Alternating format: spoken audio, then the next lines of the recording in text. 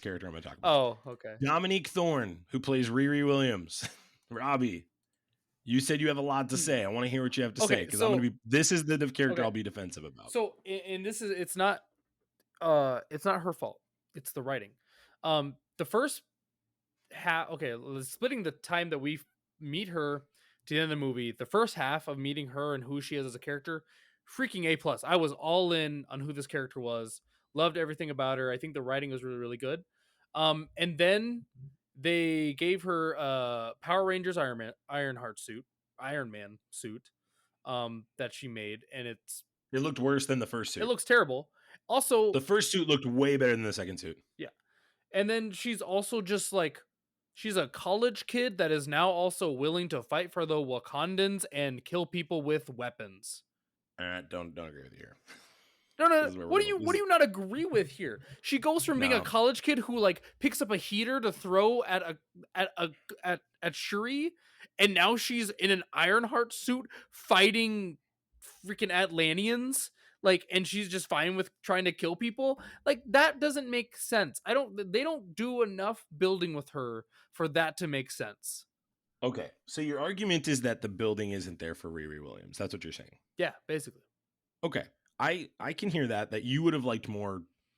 You would have liked more communication on who this character is. More I loved her as a character in the first half of the movie. Just keep her as that.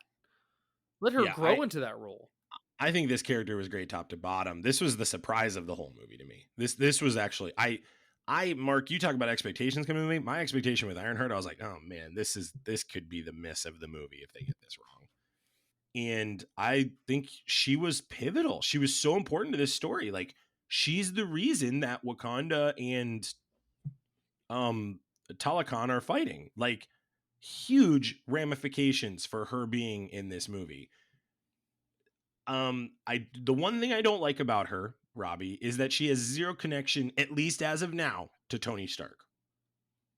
That's my only I would have making her armor in a tank top, probably in a cave. So like, what more do you want? Well, they did a lot of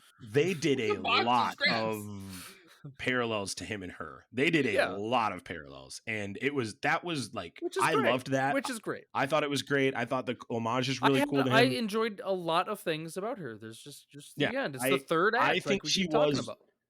I think she was well written because, and here's why I would say this: in this universe, she knows the ramifications of what has happened.